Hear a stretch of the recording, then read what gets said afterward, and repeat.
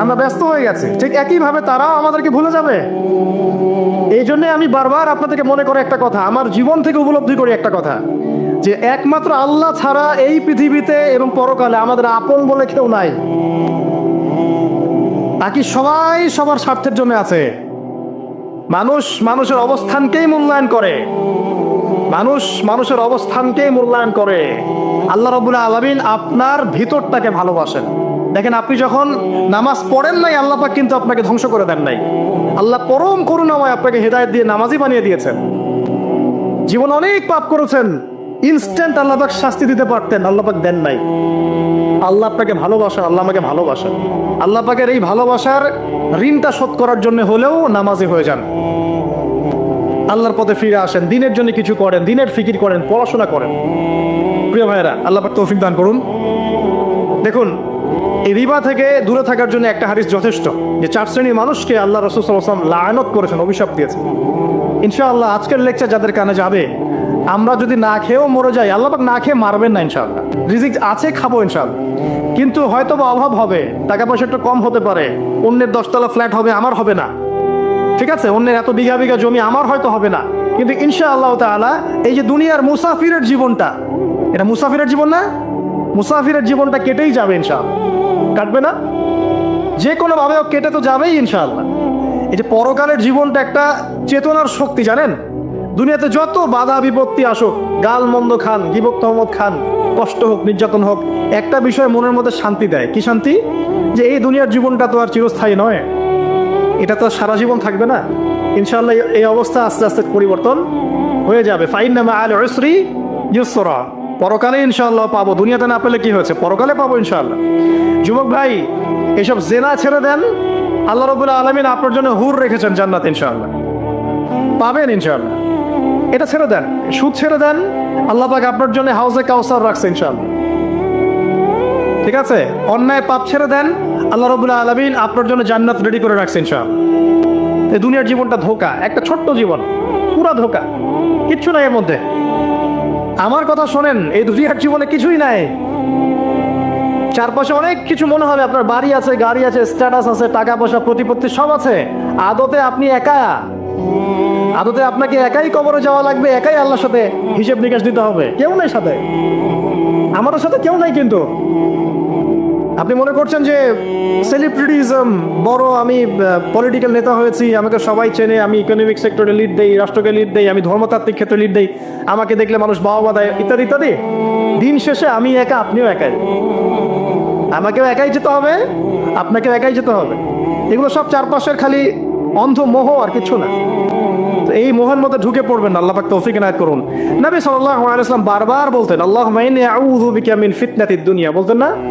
হে আল্লাহ, আমি এই দুনিয়ার ফিতনা থেকে তোমার কাছে আশ্রয় প্রার্থনা করছি। ওয়া ইন্নী আউযু বিকা মিন ফিতনাতিন নিসা, আমি মহিলাদের ফিতনা থেকেও আশ্রয় প্রার্থনা করছি। আরো দোয়া করতেন, আল্লাহুম্মা ইন্নী আউযু বিকা মিন আযাবিল কবর, হে আল্লাহ, আমি কবরের আযাব থেকে আশ্রয় প্রার্থনা করছি। ওয়া আযাবি জাহান্নাম, জাহান্নামের আযাব থেকে আশ্রয় প্রার্থনা করছি। ওয়া মিন ফিতনাতিল মাহইয়া ওয়াল মামাত, জীবন মৃত্যুর ফিতনা থেকে আশ্রয় প্রার্থনা করছি। ওয়া মিন শাররি ফিতনাতিল মাসিহিদ দাজ্জাল, এবং দাজ্জালের ফিতনা থেকে আশ্রয় প্রার্থনা করছি। দাজ্জালে পরে আসবো ইনশাআল্লাহ। দাজ্জাল নিয়ে আলোচনা করলে আবার কিছু মানুষ খারেজি ট্যাগ লাগাই দিতে পারে, ওই জন্য এদিকে আমি এখন যাচ্ছি না। হ্যাঁ, সামনে আসে তো রিবা, রিবার বিষয়টা বলছিলাম। আইয়ামে জাহিলিয়াতে যে সেই রিবা এখনকার বিশ্বে আছে কি নাই বলেন? ওই সময় না হয় মক্কায় ছিল, এখন কি সারা বিশ্বব্যাপী নাই? বিশ্বের কোনো কান্ট্রি রিবা মুক্ত না, বিশ্বের কোনো দেশ রিবা থেকে মুক্ত থাকতে পারবে না, এই বিশ্ব পরিচালনা যারা করছে ওদের আন্ডারে থাকলে। কখন হবে বিশ্ব রিবা মুক্ত? একদিন বিশ্ব রিবা মুক্ত হবে ইনশাআল্লাহ। একদিন না একদিন এই বিশ্বটা সুদমুক্ত হবে ইনশাআল্লাহ তাআলা। তখন জালেম পার পাবে না, মাজলুমের রক্ত শ্রম বৃথা যাবে না ইনশাআল্লাহ। কবে, কত বছর পর আমি জানি না, কিন্তু এতটুকু জানি যে মালহামার পরে যখন আল মাহদি আসবেন, এবং তারপর যখন মাসিহুদ দাজ্জাল বের হবে এবং ঈসা ইবনে মারইয়ামকে আল্লাহ পাক নামিয়ে দিবেন, তার হাতে যখন দাজ্জাল নিহত হবে এবং জেরুজালেম থেকে যখন পুরো বিশ্ব শাসন করা হবে মুসলিমদের হাতে, তখন রিবা বলে কিচ্ছু থাকবে না পৃথিবীর ইনশাআল্লাহ। তার আগ পর্যন্ত এই অবস্থা সলভ হবে কিনা আমরা জানি না, হতেও পারে নাও হতে পারে, তবে ওই সময় যে হবে নিশ্চিত ইনশাআল্লাহ। আসুন আইয়ামে জাহিলিয়াতের আরেকটা বড় পাপ ছিল, এই যে এক ভাই বলেছেন, সেটা হচ্ছে নারীর অবমাননা। কে বলেছে এই কথাটা? সামনে একজন। হ্যাঁ, আইয়ামে জাহিলিয়াতের অন্যতম একটা সেরা পাপ ছিল কি? নারীর অবমাননা। এটা নিয়ে কি বলতে হবে? এখন ধর্মের মধ্যেও আমরা নারীদেরকে অবমাননা করছি। বহু নামাজি ব্যক্তি আছে আমাদের মধ্যে, দেখবেন বোনের সম্পত্তি দেয় নাই, মেয়েকে শিক্ষিত করতে চাচ্ছেন না। কেন চাচ্ছেন না? ওর কি অধিকার নাই শিক্ষার? আপনি কি জানেন যে আয়েশা রাদিয়াল্লাহু আনহার কাছে বহু সাহাবী হাদিসের তালিম নিয়েছেন, বহু হাদিস শিখিয়েছেন কে? মা আয়েশা রাদিয়াল্লাহু আনহা। তো তিনি যদি শিক্ষিত না হতেন, শেখাতে পারতেন? তো মেয়েদের শিক্ষার দরকার আছে না? হ্যাঁ, কি বিষয় দরকার? তাদের উপযুক্ত পরিবেশ নিশ্চিত করতে হবে, নিরাপত্তা, পর্দা, এগুলো নিশ্চিত করতে হবে। তারপরে মেয়েদেরকে আপনি অবশ্যই শিক্ষিত করবেন। ঘরের কোণে বসে রাখতে কে বলেছে? আপনি নিরাপদ পরিবেশ দেন, পর্দা দেন, তারা মাদ্রাসা যাবে, পড়াশোনা করবে। ঠিক আছে? আল্লাহ পাক আমাদের মা বোনদেরকে শিক্ষিত করার তৌফিক দান করুন, আমিন। ভালো ভালো কোয়ালিটি সম্পন্ন মহিলা মাদ্রাসা গড়ে তোলেন। আর মেয়েরা যদি শিক্ষিত না হয়, তাহলে আমাদের বাড়ির বউরা শিক্ষিত হবে না। আর বউ শিক্ষিত না হলে আপনি একা শিক্ষিত হয়ে লাভ দেয়। তখন ওই যে বললাম টর্চার সেল, ওই টর্চার সেলে ঢুকতে হবে আর কি। কথা বুঝতে পারছেন না? আগে বিয়ে শাদী করেন, বুঝবেন ইনশাআল্লাহ। আর যারা করেছেন তারা অলরেডি হাসছে যে মিটমিট করে দেন। ঠিক আছে? আচ্ছা, সামনে আসেন। দেখেন মেয়েদের অবমাননা কিভাবে দেখাবো। সবচেয়ে বড় অবমাননা হচ্ছে ওদের দেহটাকে আমরা এখন পণ্য বানিয়েছি। এই যে পর্নোগ্রাফি দেখেন, এই মেয়েগুলোর ইজ্জতের কোনো দাম নাই। মানে তাদের দেহটাকে একটা ব্যবসার সামগ্রী বানানো হয়েছে। এবং আমি একটা লেকচার দিয়েছিলাম ঢাকায়, নীল দর্পণ, দেখবেন অনলাইনে আছে। ওখানে আমি স্ট্যাটিস্টিক দেখিয়েছি যে সারা বিশ্বে এই যে আমেরিকায় শুধুমাত্র $12 বিলিয়ন ব্যবসা করে পর্ন দিয়ে। এটাকে ব্যবসা, একটা ইন্ডাস্ট্রি। যেমন ফিল্ম ইন্ডাস্ট্রি আছে, তারপরে গানের ইন্ডাস্ট্রি আছে না, এরকম একটা ইন্ডাস্ট্রি হচ্ছে এই পর্ন ইন্ডাস্ট্রি। এখানে সবাই অ্যাক্ট্রেস, এটা হচ্ছে অভিনেতা অভিনেত্রী। এখানে যা দেখানো হয় এগুলো কিন্তু রিয়েল না, বাস্তব না, সব ফেক। বুঝতে পারছেন না কথা? এগুলো অভিনয়, এগুলো ফেক। এবং এটা একটা ইন্ডাস্ট্রি, এর মধ্য দিয়ে মেয়েদের দেহটাকে পণ্য বানিয়ে সারা বিশ্বে ব্যবসা করছে। এবং এর একটা অন্যতম উদ্দেশ্য হচ্ছে মুসলিম যুবকদের ঈমান যেন নষ্ট করা যায়। কারণ মুসলিম যুবকদের ঈমান চলে গেলে তারা নিশ্চিন্ত, ওদের পথে আর কেউ বাধা নাই। কারণ ওদের এই জুলুমের পথে বাধা যদি কেউ দিতে পারে, তাহলে কারা দিবে? মুসলিমরা। আর মুসলিমদের মধ্যে সবচেয়ে শৌর্যবীর্য কাদের মধ্যে থাকে? যুবকদের মধ্যে। তো যুবকদের ঈমান যদি চলে যায়, তাহলে এদের আর কোনো সমস্যা নেই। তো এই বিষয়টা খেয়াল করবেন যে এটা একটা ইন্ডাস্ট্রি। সো এখানে আমরা মেয়েদের দেহটাকে আমরা কি বানিয়েছি? পণ্য বানিয়ে দিয়েছি। আর এখন তো চলছে কাপড় খোলা সংস্কৃতি। প্রত্যেকটা সেক্টরে আপনি গিয়ে দেখবেন মেয়েদের ইজ্জত, সম্মান, আব্রুটাকে উন্মুক্ত করে এটাকে দিয়ে আমরা বিজনেস করছি আর কি। এটাকে বিজনেস। এখানে সমাধান কি? সমাধান আয়েশা রাদিয়াল্লাহু আনহা। সমাধান কে? সমাধান ফাতিমা রাদিয়াল্লাহু আনহা। সমাধান খাদিজা রাদিয়াল্লাহু আনহা। আমাদের মা, আমাদের বোন, আমাদের স্ত্রীদেরকে তাদের মতো করে মানুষ করতে হবে, গড়ে তুলতে হবে ইনশাআল্লাহ। দেখবেন নারীর সত্যিকারের সম্মান নিশ্চিত হবে ইনশাআল্লাহ। ইসলাম কি কখনো বলেছে যে মেয়েরা কাজ করতে পারবে না, পড়াশোনা করতে পারবে না ইত্যাদি? এই নাস্তিকরা তো ঠুনকো যুক্তি দিয়ে আক্রমণ করে। কে বলেছে? সমস্যা এমন ইসলামিক স্টেট আছে যেখানে একটা স্টুডিও, মনে করে স্টুডিও, ছবি তোলা হয় কথার কথা, সেখানে সব কর্মী মহিলা, কোনো পুরুষ নাই। একটা মাদ্রাসা, সমস্ত কর্মী মহিলা, কোনো পুরুষ নাই। একটা স্কুল, সবাই মহিলা, কোনো পুরুষ নাই। ওখানে মেয়েরাই পড়ে, মেয়েরাই শেখায়। জায়েজ না জায়েজ বলেন? একটা নিরাপদ পরিবেশে যদি মেয়েরাই মেয়েদের দায়িত্ব নিয়ে পড়াশোনা করায়, ব্যবসা করে, অন্য কিছু করে, জায়েজ না জায়েজ? তাহলে পরিবেশ নিশ্চিত করাটা হচ্ছে চ্যালেঞ্জ। ইসলাম বলছে না যে আপনি তাকে একদম অজ্ঞ করে রেখে ঘরের কোণে ফেলায় রেখে দেন, তাকে আপনি পড়াশোনাও শিখাবেন না, সম্পত্তির অধিকারও দিবেন না, কিছুই না। এগুলো ইসলাম কখনো বলেনি। বলেছে? আরে বোকা মানুষ! রাসূলুল্লাহ সাল্লাল্লাহু আলাইহি ওয়াসাল্লামের সময় তো মহিলা সাহাবীরা উহুদের যুদ্ধ করেছে। কি শুনলেন? রাসূল সাল্লাল্লাহু আলাইহি ওয়াসাল্লামের সময় মহিলা সাহাবী উহুদের যুদ্ধও করেছে। উহুদের যুদ্ধের নাম শুনেছেন? ওখানে মহিলা সাহাবীও ছিল, তীরন্দাজ। তাহলে মহিলারা কি করে নাই নবীর যুগে? আর খাদিজা রাদিয়াল্লাহু আনহা যত বড় ব্যবসায়ী ছিলেন, এখন এত বড় ব্যবসায়ী পাবেন? কোনো মেয়ে আছে এত বড় ব্যবসায়ী? উসমান রাদিয়াল্লাহু আনহু যত বড় বিজনেসম্যান ছিলেন, এখন এত বড় বিজনেসম্যান আছে? তো কি ছিল না সেই স্বর্ণযুগে? ওই স্বর্ণযুগের সুন্নতি আমাদেরকে আমল করতে হবে। আল্লাহ পাক তৌফিক এনায়েত করুন, আমিন। প্রিয় মা ও বোনেরা, পর্দা ছাড়বেন না। আপনাদের জন্য 4টা কাজ: স্বামীর আনুগত্য করা, লজ্জাস্থানের হেফাজত করা, আপনার 5 ওয়াক্ত সালাত ঠিকঠাক মতো আদায় করা এবং রমজান মাসে সাওম রাখা। নবীজি বলেছেন সাল্লাল্লাহু আলাইহি ওয়াসাল্লাম, জান্নাতের যে কোনো দরজা দিয়ে ইচ্ছা আপনি প্রবেশ করতে পারবেন। আপনার জন্য সহজ। আর স্বামীর আনুগত্য বলতে আমি বুঝাইনি স্বামীর দাসত্ব করতে হবে, এটা বলিনি। এখনকার কিছু ফ্যামিলিস্ট মেয়ে আছে, ওরা আনুগত্য শব্দ মনে হয় যে দাসত্ব মনে হয়। আনুগত্য আর দাসত্ব এক জিনিস না। আনুগত্য কি? স্বামী কোরআন সুন্নাহর অনুকূলে কোনো কথা বলেছে, আপনি মানবেন। স্বামী বলছে পর্দা করো, তোমাকে ভালোবেসে বলছি তুমি পর্দা করো, তুমি আমার অনেক প্রিয় একজন মানুষ, তুমি বেপর্দায় বাইরে যাবা, লোকজন দেখবে, কেমন হয়? ঠিক আছে, তোমাকে তো আমি বিয়ে করেছি, তুমি আমার মানুষ, তোমাকে দেখবে কেন? ঠিক আছে, তো এখন স্বামী ভালো কথা বলেছে, আপনি শুনলেন, এটা আনুগত্য। আর ওই স্বামী যদি বলে আসো তো আমার কলিগরা এসেছে, ওকে খাবার সার্ভ করতে হবে, আসো খাবারটা পরিবেশন করো, এখন আপনি বেপর্দা হয়ে আপনার স্বামীর কলিগের সামনে খাবার পরিবেশন করতে শুরু করলেন, এটা কি আনুগত্য করতে হবে? না, তখন আপনি আনুগত্য করবেন না। সিম্পল, কোরআন সুন্নাহর অনুগত কাজে আপনি স্বামীর আনুগত্য করবেন, বিপরীতে গেলে আপনি করবেন না। স্বামীর আনুগত্য মানে স্বামীর দাসত্ব নয়। আর এই হাদিসটা আপনি কেন ভুলে যান যে আল্লাহ রাসূল সাল্লাল্লাহু আলাইহি ওয়াসাল্লাম বলেছেন, আল্লাহ ছাড়া যদি কাউকে সেজদা করা যেত, সম্মান বুঝাচ্ছেন, আল্লাহ ছাড়া যদি কাউকে সেজদা করা জায়েজ হতো, আমি মেয়েদেরকে বলতাম যেন স্বামীকে সেজদা করে।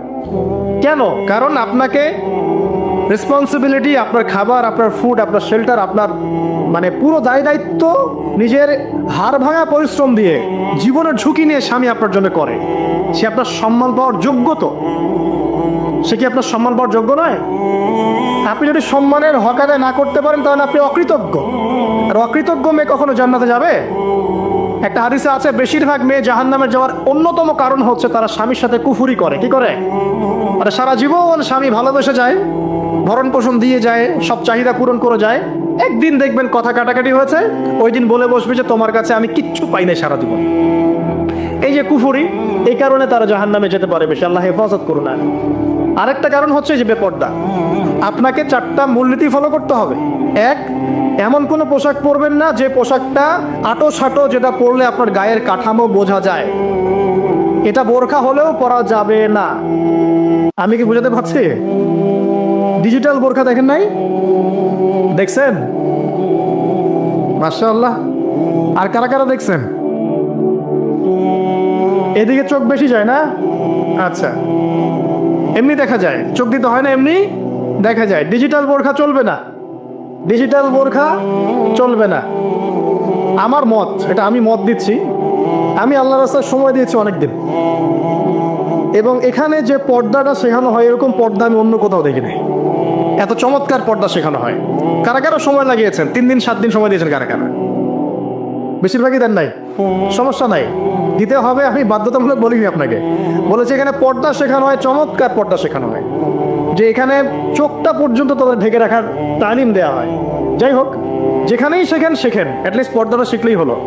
এমন পোশাক হবে না যেই পোশাকটা আটো সাটো, যেটা পরে আপনার গায়ে কাঠামো বোঝা যায়। 2 নম্বরে এমন পোশাক পরা যাবে না যে পোশাকটা পরলে বাহির থেকে ভিতরের অঙ্গ দেখা যায়। দেখেছেন? দেখেন নাই? দেখছেন হুজুর? আচ্ছা, আপনারা তো সব দেখেন দেখি। তারপরে 3 নাম্বার, এমন পোশাক পরা যাবে না যেটা অমুসলিমদের সাথে সাদৃশ্য আছে। কথা বুঝতে পারছেন? অমুসলিমদের ধর্মীয় বিষয়ের সাথে সাদৃশ্য আছে এমন পোশাক মুসলিম মেয়েদের পরা যাবে না। এর মানে এই নয় যে অন্য ধর্মকে আপনি আক্রমণ করবেন, এটাও নয়। যে যার ধর্ম তাদের স্বাধীনতা মতো পালন করবে। মুসলিমরা বাধা দিবে না। মুসলিমরা দাওয়াত দিতে পারে। কি করতে পারে? দাওয়াত দিতে পারে যে ভাই, এই যে লা ইলাহা ইল্লাল্লাহ কনসেপ্ট আপনাকে বুঝাচ্ছি, আল্লাহ ছাড়া কোনো মাবুদ নাই, মুহাম্মদ সাল্লাল্লাহু আলাইহি ওয়াসাল্লাম সর্বশেষ রাসূল, এই কোরআন পড়ুন, হাদিস পড়ুন, দেখুন এটাই হচ্ছে মানবতার মুক্তির সনদ। এরপর যদি সে ইসলাম কবুল করে আলহামদুলিল্লাহ, যদি না করে এর হিসাব কে দিবে? সে নিজে দিবে। এর হিসাবকে আমাকে দেওয়া লাগবে? দেওয়া লাগবে না। তো অমুসলিমদের সাথে সাদৃশ্য হচ্ছে এমন পোশাক চলবে না। আর 4 হচ্ছে, পুরুষরা মেয়েদের পোশাক পরতে পারবে না, মেয়েরা পুরুষদের পোশাক পরতে পারবে না। জি, আপনাদেরকেই বলছি, আপনারা জিন্স পরতে পারবেন না, মেয়েদেরকে বলছি, এবং টি শার্ট পরতে পারবেন না। আপনারা ওই যে যা ইচ্ছা তাই ড্রেস পরে বলবেন যে 1000 বছরের সভ্যতা সংস্কৃতি, এসব বাজে কথা চলবে না। এটা 1000 বছরে কোনোদিন আমাদের দাদা নানিরা এগুলা কখনো পরে নাই। পরছে? আপনার দাদি কখনো এরকম পরছিল শাড়ি? তো যে বললো 1000 বছর থেকে পরে আসতেছে নাকি? সুবহানাল্লাহ। তো এখানে বিষয়টা হচ্ছে পুরুষ মেয়ের পোশাক পরতে পারবে না, মেয়ে পুরুষের পোশাক পড়তে পারবে না। আমি খুব সংক্ষিপ্ত করে আপনাকে কোরআন সুন্নাহ থেকে 4টা মূলনীতি বলে দিলাম। এই 4টা মূলনীতি কোরআনেও আছে, হাদিসেও আছে। আসেন, এই যে নারীর অবমাননা, এই বিষয়টা আইয়ামে জাহিলিয়াতে যেমন ছিল, এখন দেখবেন আরো বড় পরিসরে এসেছে। আসলে এই যে ফ্যাশন শো, দেহের প্রদর্শনী, বিভিন্ন ফিল্মস দেখবেন, ফিল্ম ইন্ডাস্ট্রিজে দেখবেন, মিউজিকে দেখবেন, পর্নে দেখবেন, মেয়েদের দেহটাকে নিয়ে ব্যবসা করা হচ্ছে।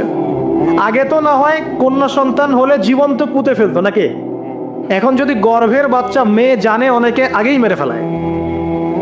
বোঝেন নাই মনে হয়? অনেকে যদি জানে যে গর্ভে মেয়ে সন্তান আছে, আগেই মেরে ফেলায়। এমন অনেক দেশ আছে, আমি নাম বলছি না দেশের সঙ্গত কারণে, যে সে দেশে এরকম মেয়ে সন্তানকে এই যে খালাস করে ফেলার, নষ্ট করে ফেলার, ভ্রূণ নষ্ট করার আলাদা ক্লিনিক আছে, আলাদা হসপিটাল আছে। বলে নাউজুবিল্লাহ। তো আসলে ওই 1450 বছর আগের মানুষটা বেশি বর্বর ছিল না আমরা বেশি বর্বর? এই যে অধিকারের কথা বলে বলে আমরা মেয়েদের দেহটাকে নিয়ে এখন মস্করা করছি, তামাশা করছি। সবচেয়ে সেরা অধিকার কোথায় পাবে? কোরআনে পাবে, হাদিসে পাবে, ইসলামে পাবে। তার পর্দা নিশ্চিত হবে, দেহ সেফ থাকবে, তার ইজ্জত নিশ্চিত হবে, ইজ্জত সেফ থাকবে, তার সম্মান সেফ থাকবে, তাকে রাজরানীর মতো স্বামী বাসায় রাখবে, কারণ সে হচ্ছে তার কাছে সবচেয়ে মূল্যবান প্রিয় বস্তু। শুধু তাই নয়, সম্পত্তির অধিকার তাকে দিতে হবে। একজন মেয়ে তার ভাইয়ের সম্পত্তি পাবে, তার বাবার সম্পত্তি পাবে, তার স্বামীর সম্পত্তি পাবে, সব দিক থেকে সে সম্পত্তি পাবে। আর একজন ছেলে কিন্তু সব দিক থেকে সম্পত্তি পাবে না। তো এই বিষয়গুলো যখন এক শ্রেণীর মানুষ বোঝে না, তখন ইসলামের বিরুদ্ধে অহেতুক প্রপাগান্ডা চালানো শুরু করে। সবচেয়ে সেরা সম্মান রক্ষার উদাহরণ দেয়া হয়েছে ইসলামে, কোরআনে এবং হাদিসে। এই কথাটা আপনাদের মা বোনদেরকে বুঝাবেন, তবে নম্রতার সাথে বুঝাবেন, কারণ উচ্চবাচ্য করলে তারা কথা শুনবে না। আর আল্লাহ রাসূল সাল্লাল্লাহু আলাইহি ওয়াসাল্লাম বলেছেন, কিছুটা বাঁকা হাত দিয়ে তাদেরকে তৈরি করা হয়েছে। যদি আপনি শক্ত করে চাপ দিতে যান তাহলে ভেঙে যাবে, আর যদি আপনি ওই অবস্থায় ছেড়ে দেন তাহলে বাঁকাই থেকে যাবে। এখানে আপনাকে হিকমা অবলম্বন করতে হবে। আল্লাহ পাক তৌফিক দান করুন। একটা বিষয় বলছিলাম, ওই যে শিরকের পাপ এখন গ্লোবালাইজেশন হয়েছে না, ওই সুদের পাপ এখন গ্লোবালাইজেশন হয়েছে না। গ্লোবালাইজেশন বোঝেন? মানে বিশ্বায়ন, পুরো বিশ্বে ছড়িয়ে পড়েছে না। আরেকটা হচ্ছে এই যে মেয়েদের অবমাননা, এটা সারা বিশ্বে ছড়িয়ে পড়ে নাই। আচ্ছা, আর দুটা বলবো, এরপর বলে আমি শেষের দিকে যাচ্ছি। আসেন, একটা হচ্ছে মাদক। আইয়ামে জাহিলিয়াতের অন্যতম সেরা পাপ ছিল কি? মাদক। ওই যে বলছেন জাহিলি যুগ, কেন বলছেন জাহিলি যুগ? বিকজ ওইখানে মাদক খেত মানুষ বেশি। এখন বলেন, ওখানে না হয় মক্কায় মাদক খেত মানুষ, এখন সারা বিশ্বে মাদক ছড়িয়ে পড়ে নাই? বেশি না কম? এখন এই যে নতুন নতুন মাদক আসছে, ইয়াবা, আরো নাকি কি কি আসছে নতুন নতুন, আমরা নামও জানি না। এই যে গাজার নাম জানি, ফেন্সিডিলের নাম জানি, আর কি কি আছে, হিরোইন বলেন আর দু একটা, আফিম, আর কি আছে? সুবহানাল্লাহ, এই নামও কখনো শুনি নাই আমি। আচ্ছা শোনেন, বিষয়টা হচ্ছে, দেখুন এই বিষয়টা কি হালাল না হারাম? আচ্ছা, এটাকে যদি আমরা হালাল করে নেই তাহলে কি হবে? কুফরি হবে না শিরক হবে? শিরক কুফর দুটোই হচ্ছে। কিন্তু এখন মক্কার কিছু মানুষ মাদক খেয়েছে বুঝলাম, আল্লাহ রাব্বুল আলামিন ধাপে ধাপে এখান থেকে বের করেছেন। প্রথমে বলেছেন মদ খেয়ে নামাজের ধার কাছে যেও না। হ্যাঁ, তারপরে বলেছেন এই যে মাদকে কিছুটা উপকার আছে কিন্তু বেশি ক্ষতি। তারপর বলেছেন খেয়ে নামাজের কাছে যেও না। তারপর ধাপে ধাপে শেষের দিকে আল্লাহ পাক বলেছেন যে এটাকে ছেড়ে দাও। সূরা মাইদায় পড়ে দেখেন, এটা শয়তানের কাজ। তখন সাহাবায়ে কেরাম রাদিয়াল্লাহু আনহুম পুরোপুরি মাদক থেকে নিজেদেরকে মুক্ত করলেন। এরপরে কি কখনো তারা মাদক ছুঁয়েও দেখেছেন? বরং মাদক দ্রব্য সেবন করলে 40টা লাঠি বেত্রাঘাত করতে হয়, ইসলামিক শাস্তি। কয়টা লাঠি? আর ওমর রাদিয়াল্লাহু আনহুর সময়ে 40 লাঠিকে বাড়িয়ে 80 লাঠি করা হয়েছিল। কত লাঠি?